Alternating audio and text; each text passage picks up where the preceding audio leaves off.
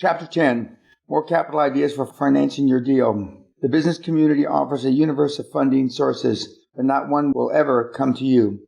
Editor's note, as I read this, Chapter 10, Dow Jones and most of the major indices around the world are making new highs. The market has continued to go up since November the 8th. In the 20 or 25 of the major industry groups, all but two are up, somewhere between 5 and 6% and as much as 30%. As I've said before, this is the beginning of the greatest transformation of wealth on the planet since World War II. End of author's note.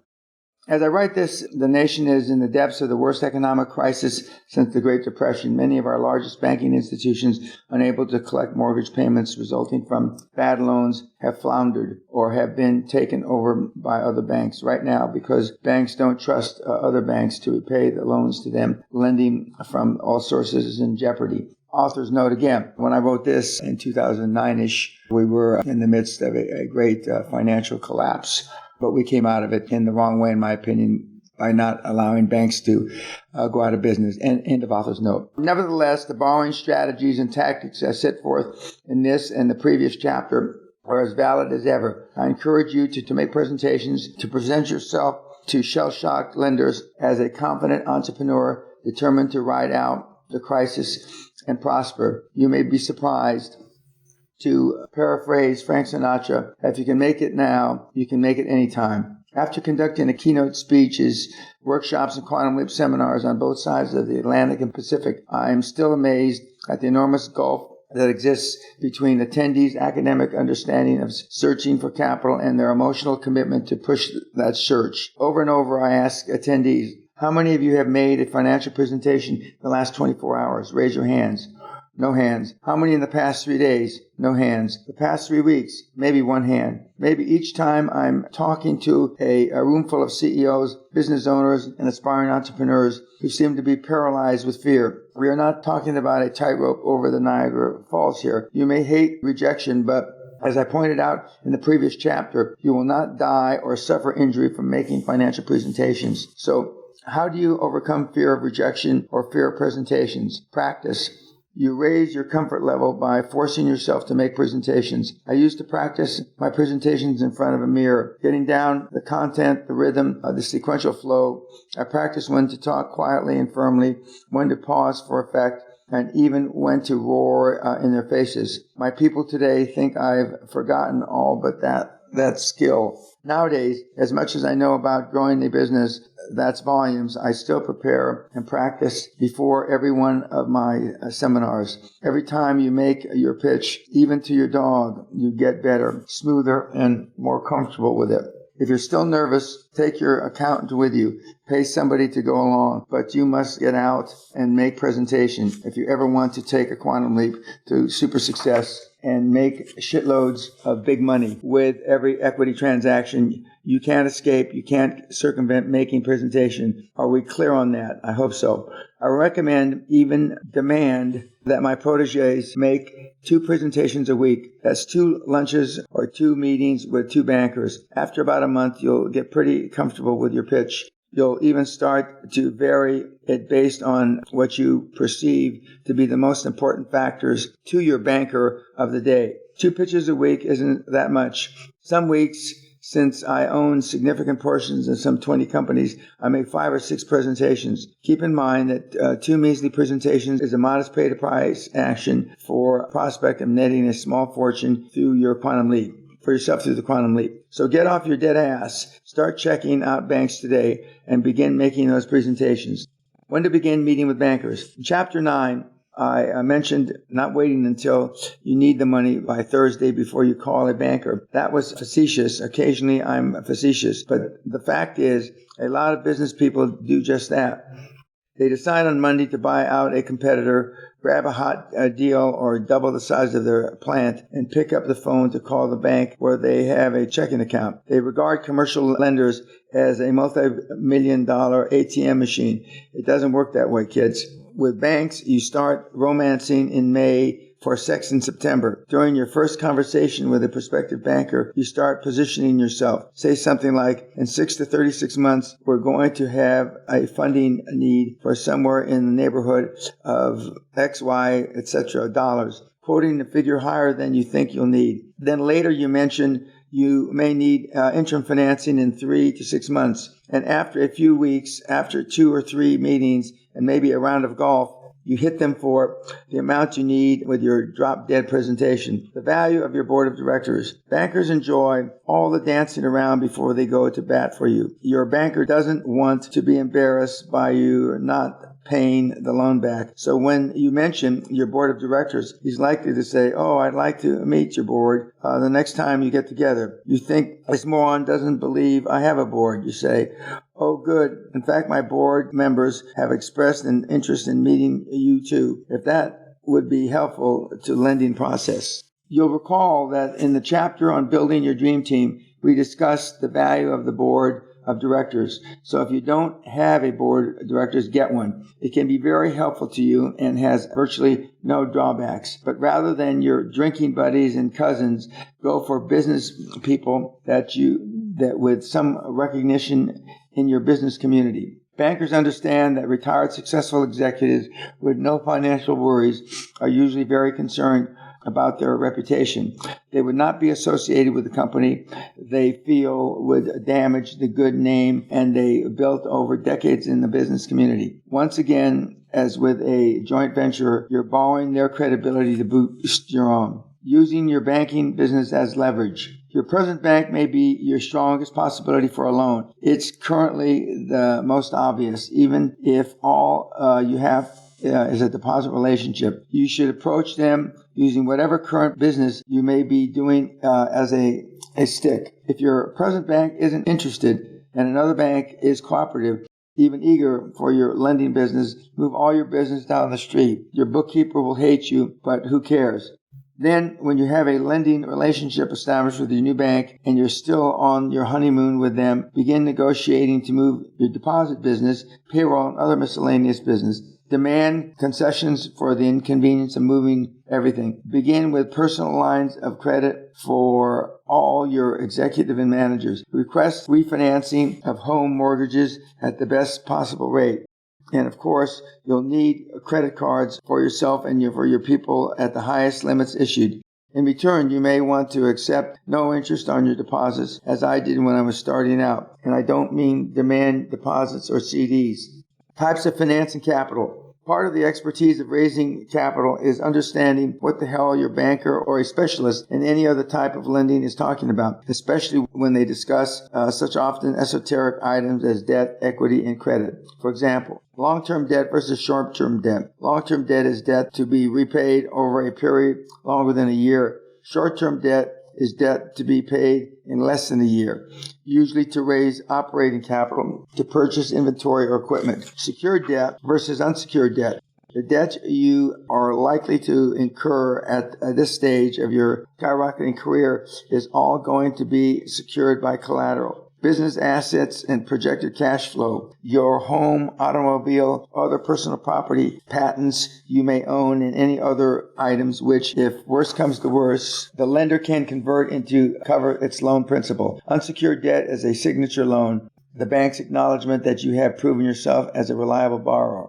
Guarantees. I tell my seminars that the definition of a guarantor is a fool with a pen. Unfortunately, the owner of a newly forming or small company, you can't avoid getting your name on the paper to be ultimately responsible for the debt repayment. So suck up your pantyhose, sign your name, and go for it. Are you really prepared to back it yourself? This is an acid test of whether or not you believe in your own dream. Lines of credit. You absolutely need an unsecured line of credit or an overdraft in the UK or other parts of the world from a banking institution. Thanks to tireless marketing, virtually everyone has a line of credit these days, if only Visa and MasterCard discover it. But as an entrepreneur looking for credibility, you'll need something a little more substantial to point to when a potential lender asks, do you have an unsecured line of credit? When you say yes, Your lender understands that some other banker somewhere has investigated your credit record and has put enough trust in you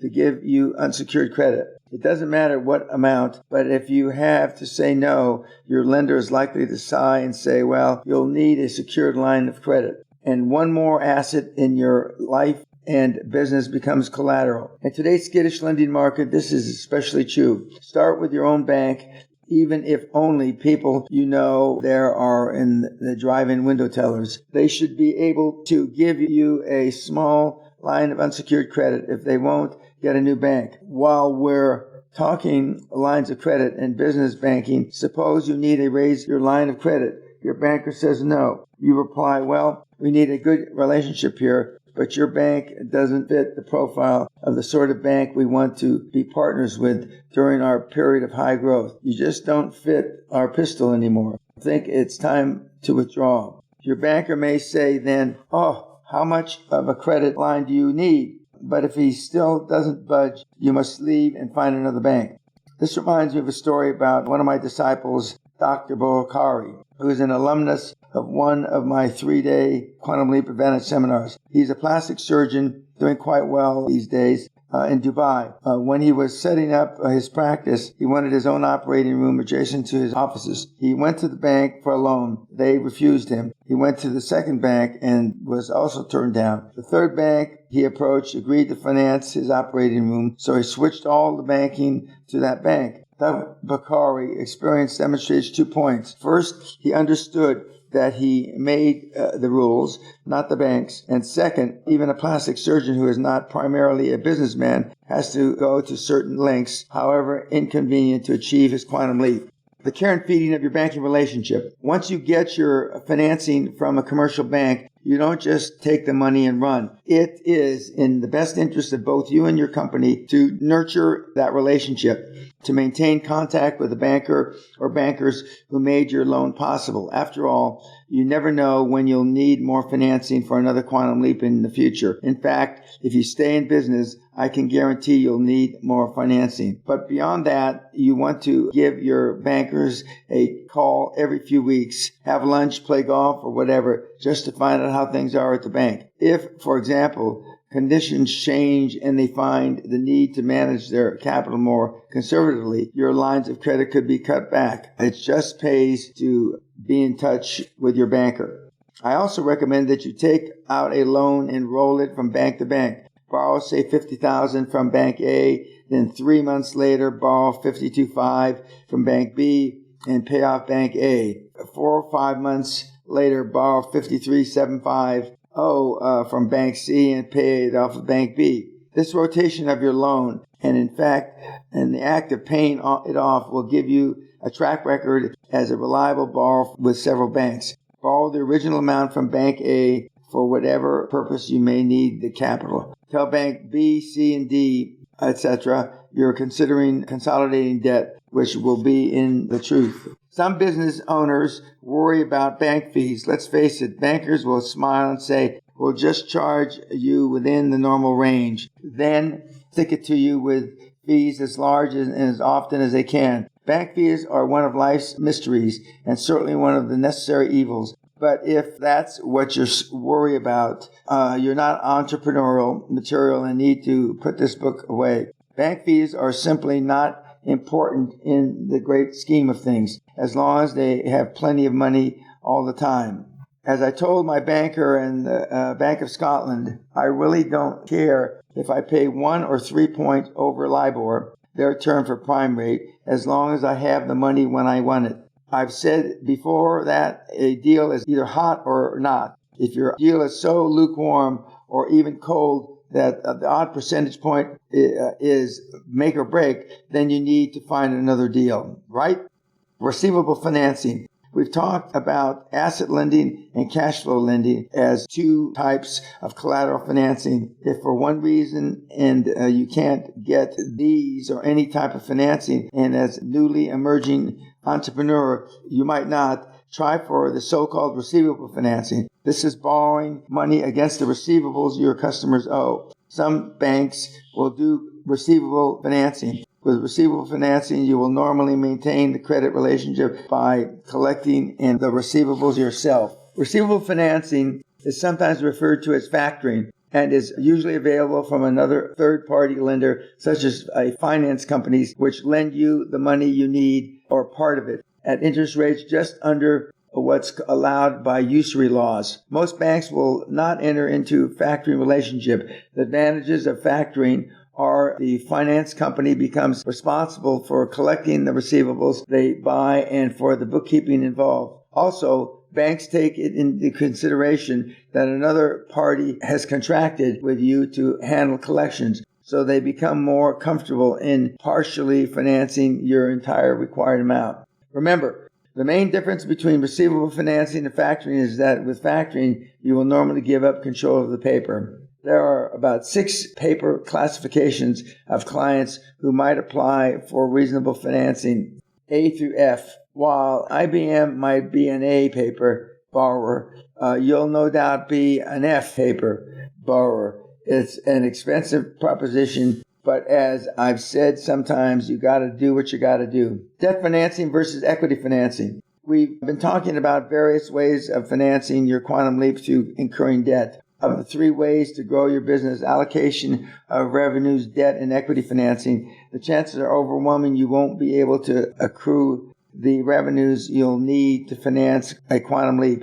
Debt financing is by my least favorite because you're committed to a debt obligation plus interest well into the uncertain future. A rise in interest rates or downturn in business could screw up your ability to service your debt. Also, if the deal blows up and you lose your ass, your frantic lender will want his money back even out of your flesh. I have always taken the position that equity financing is more advantageous, and that fresh other people's money is infused into your company in exchange for equity ownership. This puts those other people in the same boat you are vis-a-vis the company's survival and profitability. They buy into the share of your dream, knowing they could lose their investment. Unfortunately, depending on how you structure your equity offering, it also gives them a say in how you go about pursuing your dream. Therefore, before you dilute yourself below 50%, make sure that you're well on your way toward your quantum leap. Don't misunderstand. You will have to pay some interest on almost all forms of equity infusion, and it's often at a higher rate. When I started with Great Western, I owned 100% of the company. Then I gave Mark and Charlie each 10%. Then we sold 25%, went public on the London market in 1984, and created a $50 million market cap company. That still left me 60%, and my 2 partners with 15% ownership. During the process, to finance our acquisition of Bow Valley USA in 1986, we subsequently sold about almost 15% of our company voting shares to the Kuwaiti Investment Office. My own percentage dropped to less than 45%, even though KIO had put up 78% of the money. Further financial restructuring during the late 80s and early 90s ultimately reduced my portion of my own dream to just over 15%, but it was 15% of $300 million energy conglomerate, which would grow to more than $400 million in value, market capitalization, all from a small $820 investment in 1982. During those incredible years, we did equity financing whenever we could and debt financing whenever we had to. Under my leadership, every nickel of debt principal was repaid, and our shareholders made a ton of money. All in all, not a bad track record for a punk kid from East LA who has expelled from school 3 times before he was in the 3rd grade. Author's note, it was before I was in the 5th grade, not 3rd grade. End of author's note.